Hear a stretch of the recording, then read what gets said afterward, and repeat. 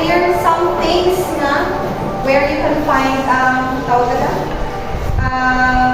Daw naguluhan okay. So, why the Earth has seasons? Sino makabataratan ng mga sabat ng question? Yes, general. Why the Earth has seasons? The Earth has seasons because of the Very good. Okay, so the sun doesn't rise or fall. It is true because the sun doesn't move and we move around it or around the sun. Thus means that we are rotating around the side of it, or dawn means that we are rotating around the side of it. Well, thus means that we have turned another 180 degrees into the shadow zone. Okay, when we say revolution, it is the rotation of the Earth around the sun. The revolution of the Earth around the sun. Paglibot ng Earth around the sun. Since the Earth is an elliptical path or has an elliptical orbit, not quite a circle, its revolution takes 365 days. So this is how the revolution looks like. Next, rotation. The Earth is tilted on its axis 23.45 degrees. So the Earth is tilted. This is the axis. We have the north and the south pole. And its rotation is counterclockwise direction. And it causes delayed time, and we have 24 hours of Earth's rotation for Earth to complete its rotation. And we have two poles, the north and the south poles. So this is what the rotation of the Earth looks like. Okay. Sino ka ma-answer yung longitude and latitude of the Earth? Okay.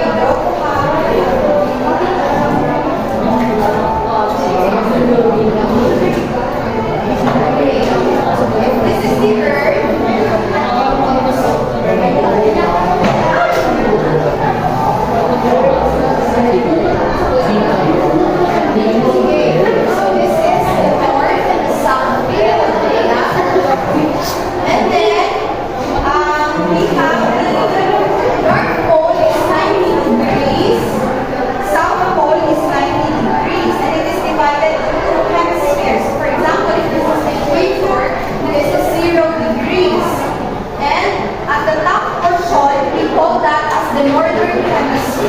the bottom is the southern hemisphere, and we have latitudes.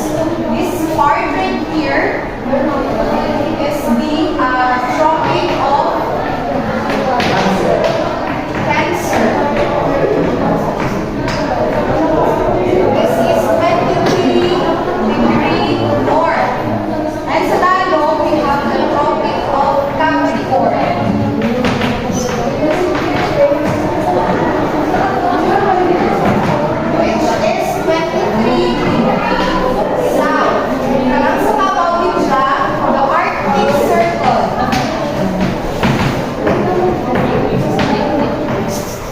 The Antarctic Circle.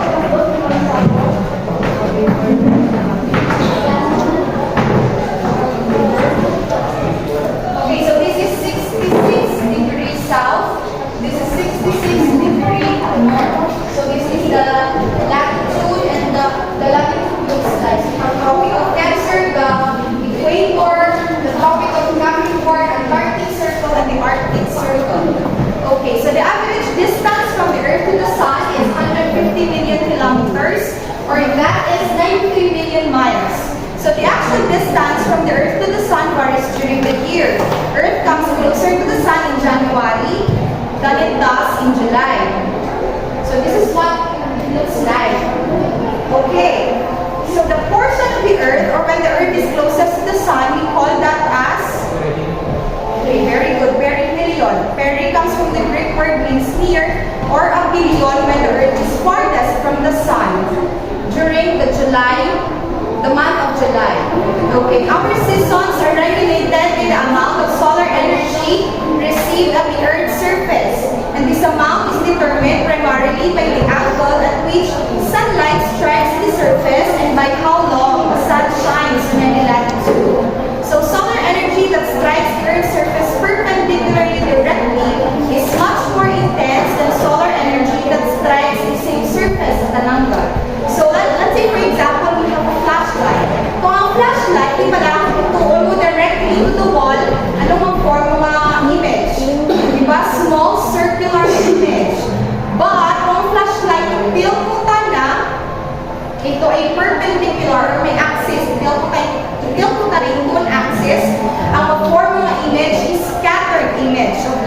Wala? Okay, so this is what it looks like. Okay, kung i-compare natin, sun is the same, slash like experiment. And when the sun is high in the sky, meaning more energy na ma-receive from Earth, or more energy ang matao kang high sun when compared to the low sun because the light or the sun's energy is scattered. And it says that oblique sun rays deliver less energy or are less intense to a surface than direct sunrise. Okay, so the more the sun's rays are slanted from the perpendicular, the more atmosphere they must penetrate. And the more atmosphere they penetrate, the more they can be scattered and absorbed. That is why kung ang ray ng sun is slanted or oblique, meaning less intense ang energy from the sun. But kung ang ray ng sun is directed toward the Earth's surface, meaning more energy ang ma-receive ng Earth, more heat, mas nagataas ang temperature compared to kang sunlight na nag-slanted or tilted. Okay, the second important factor determining how warm the Earth's surface becomes is the length of time the sun shines each day. Of course, as you can notice, there are times in the months that we can experience longer hours of day than the nights. Alam mo, hambal ikaw kung for example, like especially sa summer, mahambal ikaw nga mas lawid ang adlaw kumpara sa gabi, do kadasig lang mag-aga. Pero when it comes to mga months na December, wherein or ang the northern hemisphere is experiencing winter, mas dasig ang adlaw, mas buhay ang kagabigan. Di ba la? Yes. That is the reason why. Okay, so this is the representation of how the Earth revolves around the Sun and, of course, tilted on its axis. As you can see, the summer solstice on June 21, autumnal equinox on September 22, the winter in December 21, and vernal equinox or the spring in March 20. So this is the demonstration of how this thing is going to work. Okay. So for example, if this is the Earth and this is the Sun, this one right here is tilted on its axis. As you can see, the globe is tilted on its axis like the Earth that we have. Okay, since this is winter or December 21, because the Sun is here, ang anang light is reject. So ang ating northern hemisphere is tilted away from the Sun, meaning wala tanati light halin sa Sun. That is why we call that as winter. Kaya man wala na sinagan kaadlaw. And in winter, did you know that in northern hemisphere, kung winter, lalo na sa mga places like Norway, Alaska, they do not experience sunlight for 6 months. Wala nagka-rise dito ang sunlight pinagda. They only experience cold weather, very lamig. As you can notice, sa mga Norway, sa mga northern part of the hemisphere, we have this aurora borealis. Okay? And, late? Yes, northern lights. Mas sa Norway, yan ang aura mo sa gabi. Yes. That happens in summer, and I will explain that one later. Okay, so this is the winter solstice, and this happens for 3 months in December, January, and February. Okay, when the Earth revolves, nakatulog sa tubak, of course, ang light na is sa tubak. And this is what you call the vernal equinox or the spring. Kung medyan sa gilid, summer na siya. Kung medyan sa punta, as you can see, the light is connected overhead the equator on the months of September or March. For example, tsaka natin sa atin sa Philippines is we are located near the equator, no? Summer natin is on the months of March, April, because dyan mo Earth.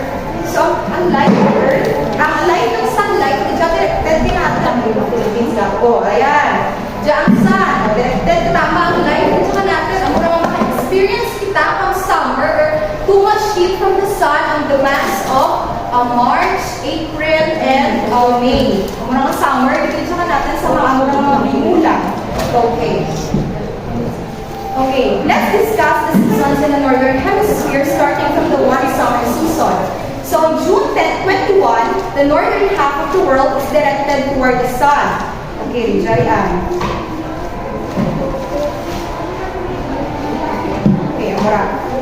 As As you can see, the northern hemisphere here, directed toward the sun, ang sunlight, ba? Diyan ang sunlight, diyan nagano. Okay, the sun is at its highest position in the noonday sky, directly above 23.5 north latitude, or the Tropic of Cancer, or sa Tropic of Cancer, di siya apart ng northern hemisphere, di siya directed ang sunlight kung June, months of June 21. And we call that season a summer solstice, or the first astronomical day of summer in the northern hemisphere. So if the Earth's axis were not tilted, the noonday sun would always be directly overhead at the equator, and there would be 12 hours of daylight and 12 hours of darkness at each latitude every day of the year. So, can you imagine, what if ang Earth is not tilted to its axis, kung straight lang tanang, wala ka natin axis na yung piwi, kung kaamo lang manakatanang, okay, so what would happen would be, ang tanan ng places sa Earth would experience 12 hours of daylight and 12 hours of night. Since nga ang ating Earth is tilted in its axis, we can experience different hours in different times of the year. Okay, so for example, sa northern hemisphere, kung summer, ang daw experience nito is 24 hours of daylight. The sun never sets, the sun never rises. Hindi dyan magalibuligot ang sun. So 24 hours of daylight ito, right, o tayo makita nga, dalawang po lang din sana. Ang sa northern hemisphere, especially when it is summer, because that northern hemisphere is directed into the sunlight. Okay, since the northern hemisphere faces toward the sun on June 21, each latitude in the northern hemisphere will have more than 12 hours of daylight. Like sa mga places of Norway, 24 hours of sunlight dito. And we call that as land of the midnight sun. Okay, here is the picture of the land of the midnight sun. A series of exposures of the sun taken before, during, and after midnight in northern Alaska during July. So, hindi nyo maka-experience that night. Puro day lang ang dati dito. Pero matulog mali, hindi magtulog. Okay. Next, since Alaska, ano ba sa mga northern hemisphere gawan dirty tanong, like for example, sa mga northern hemisphere countries, mamagin na nga ang andato nga weather is summer, pero there are times magka-ice hindi hapon, di pala, sa northern hemisphere, like mga Barrow, Alaska. They're experiencing summer, but then ang andato ang temperature is smaller hapon compared to New York because of the insolation or the incoming solar radiation. The top curve, it represents the number of insolation on the top atmosphere. The red line or the bottom curve represents the radiation coming or on the Earth's surface. So the increase indicates that during the entire day of June 21, more solar radiation reaches the top of the Earth's atmosphere above the poles than above the equator. So, ang mga nagkapataas, no, ang blue line, and it indicates na on the entire day of June 21, more solar radiation ang nag-appear or nag-affect dito sa atin Earth's top atmosphere. And so may dalo ng curve, ang sa red na line, as you can see, ang pinakataas na sukara is pinakataas na radiation na na-receive is those places located in 30 degrees. As you can see, this is the equator, which is 0 degrees. Ang mga pinakataas na Jakarta, ang mas may pinakataas ng mga solar radiation na na-emit natin from the sun. And as you can notice, kung natawag yung mga 30 degrees kara sa atin na globe, these places, ang mga desert natin, dyan kara na tawag yung heated, mga desert natin sa 30 degrees. That is why they can receive more heat. And as you can see, kung sa equator, nagapanaba ang ating solar energy na ma-receive pagkakulo sa North Pole. If more solar energy is received, more sunlight mas taas ang temperature. Since nga ang curve line sa bottom, red line, nagapanaba, pagkakulo sa North Pole,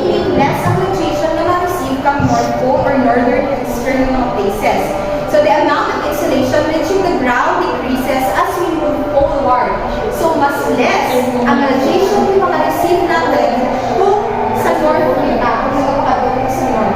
So, Philippines is located along the equator, so mas taas ang atin na radiation na ma-receive compared sa North Pole.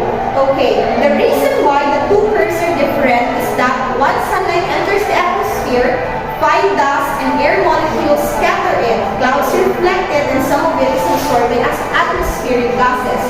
So this is the reason why na summer dito sa Alaska, sa summer dito from hindi hapon, because light is scattered and it is absorbed by the atmospheric gases that surrounds our planet Earth.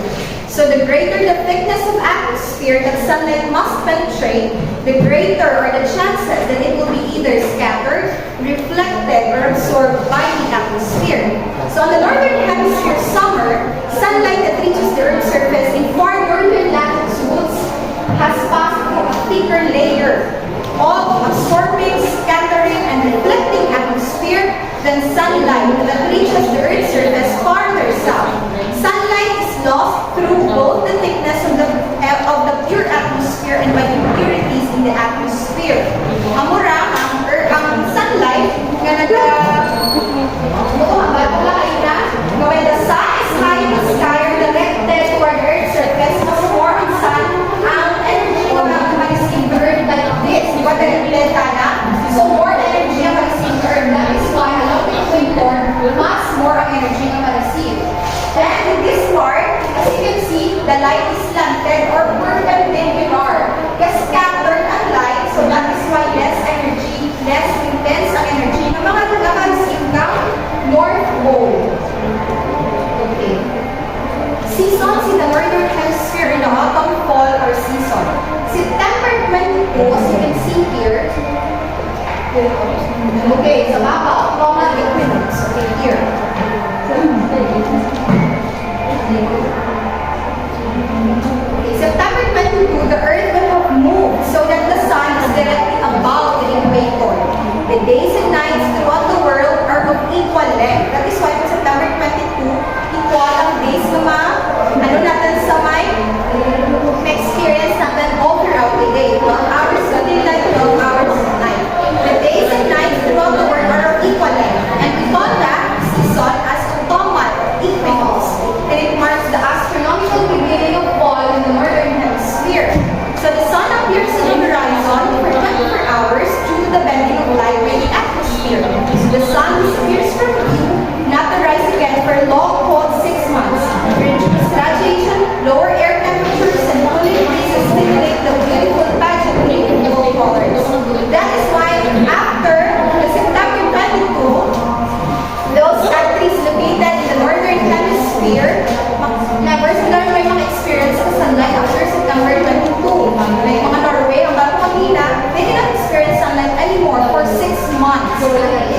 Yes, full of darkness. Because northern lights, ang mura, mga experience na dito. And what happens in fall? Okay, so this is what fall looks like. Di ba kanami? The pageantry of fall colors in New England. Sa New England, the weather most suitable for the interesting display of fall colors is warm, sunny days, followed by clear, cool nights with temperatures dropping below 7 degrees, but remaining above freezing. So what we call Indian summer, between the autumnal season, Indian summer, ginatawagan namin Indian summer because it is an unseasonably warm spell, warm tanan, especially in the eastern two-thirds of the United States. Usually occurs when a large high-temperature area stalls near the southeast coast. The clockwise flow of air around the system moves warm air from the Gulf of Mexico into the central or eastern half of the nation. So the warm, gentle breezes and smoke from a variety of sources respectively make for mild, lazy days. The warm weather ends abruptly when an outbreak of polar air reminds us that winter is not far away. So Indian summer is a recognition that lapit na lang ang winter, especially in the northern part of the world. And they call it Indian summer because this is the time where Indian people has good weather. Kag time lang siya na mag-harvest kag crops nanda. That is why it is so called Indian summer. Init siya gawa nga tawag ng weather kag naga-indicate na nga lapit na lang ang winter. Okay, so now, winter season. season. Green na ang Earth was winter season. On December 21, the northern hemisphere is tilted as far away from the sun as it will be all year.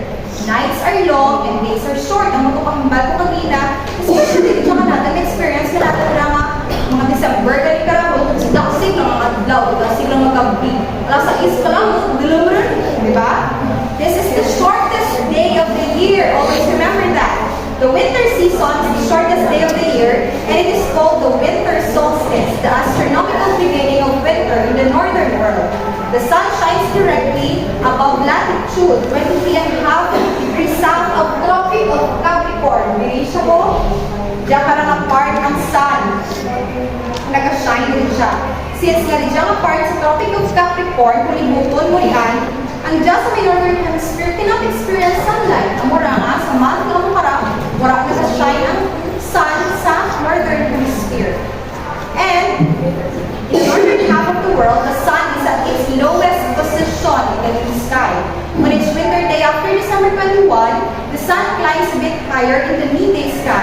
The periods of daylight grow longer until days and nights are of equal length. So this is the length of time from sunrise to sunset for various latitudes and different days in the northern hemisphere. So as you can see, December 21, 70 degrees to 80 degrees to 90 degrees. This is the northern hemisphere. So guys, Arctic Circle ng part. Okay, so as you can see, 0 hours ang daylight. So wala kasi dati, sun nila, butuan ito. Unlike just sa atin sa 0 degrees latitude sa may orbit, 12 hours of day, 12 hours of daylight, 12 hours of night ang experience natin. Okay, next, the spring season, the Jara Earth. March 20, which marks the astronomical arrival of spring, is called the vernal spring equinox. Noonday sun is shining directly on the equator, and at the North Pole, the sun, after highly distance, peaks above the horizon. Okay, sa mga March karat, may sun na makita ko ang mga tao ito sa northern hemisphere. Longer days and more direct solar radiation spell warmer weather for the northern world. 3 months after the vernal equinox, it is June again. So the northern hemisphere is tilted toward the sun, which shines high in the midday. So mabalik mo tayo sa June. Mato na tayo sa September, December, March. Para malibot ng Earth na. Okay, so seasons are controlled by solar energy, striking our tilted planet as it makes its annual voyage around the sun. Seasonal variation in both the length of daylight and the intensity of sunlight that reaches the surface. So this is the reason why you have season, because it is controlled by the solar energy striking our tilted planet. Since this is tilted, ang ating season nakadepend sa solar energy na nag-strike sa Earth.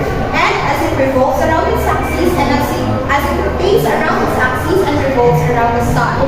Okay, let's skip this one. So seasons in the southern hemisphere. So ang season sa southern hemisphere, kabaligtaran ng ang season sa northern hemisphere. So kung June 21, ang season sa may northern hemisphere is summer, sa southern hemisphere tanan is winter. So magkabaligtad ang season na since that the earth is tilted. So nights are long, days are short, and solar rays come in at an angle. The June solstice marks the astronomical beginning of winter in the southern hemisphere. In this part of the world, summer will not officially begin until the sun is over the Tropic of Capricorn. So when it is winter in June in the southern hemisphere, it is summer in June in the northern hemisphere. So conversely, when it is summer and December in the southern hemisphere, it is winter and December in the northern hemisphere. So we know that the Earth comes nearer to the sun in January than in July, hanggang paligat. Even though this difference in distance amounts to only about 3%, the energy that strikes the top of the Earth's atmosphere is almost 7% greater in January 3 than in July 4. So why is it na sa ating southern hemisphere, isan mo winter na season na warmer dito? Because they are covered with 81% of water compared to 61% of water sa northern hemisphere. Kapag siya, a close examination of the southern hemisphere reveals that that nearly 81% of the surface is water compared to 61% in the northern hemisphere. So that is why during the winter season, southern hemisphere experiences a little bit of warm weather because they are covered with water. Isip pa pala 81% dito ang water sa southern compared with just sa may northern. Mostly ice dito sa northern. May ice naman dito sa southern pero much water dito dyan. Yes. The added solar energy due to the closeness of the sun is absorbed by large bodies of water becoming well mixed and circulated within them. And this process keeps the average summer temperatures in the southern hemisphere cooler than average summer temperatures in the northern hemisphere. So kung namin ko weather, nalit ko sa summer, no? Kung namin magato sa southern and sa southern hemisphere. Because of water's large heat capacity, it also tends to keep winters in the southern hemisphere warmer than we might expect. So the difference between the two seasons, the difference between the seasons in the two hemispheres concerns their length.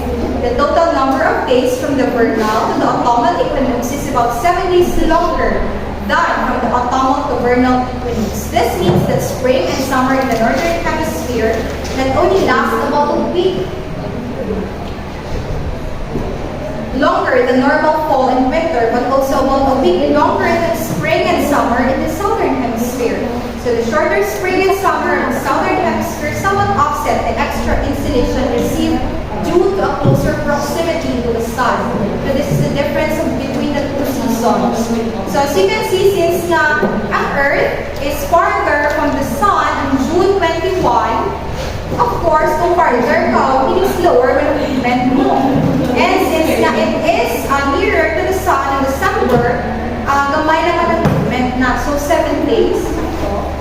Okay, so the Earth can travel from March to September for 186 days. And from September to March, it can travel 179 days. Okay. Any question? None. Are you ready for the exam? Of course. So get one sheet of paper. Okay. Our exam is true or false. It's simple. Read and understand each item carefully. Write E if the statement is true and correct, and F if it is not. Get one sheet of paper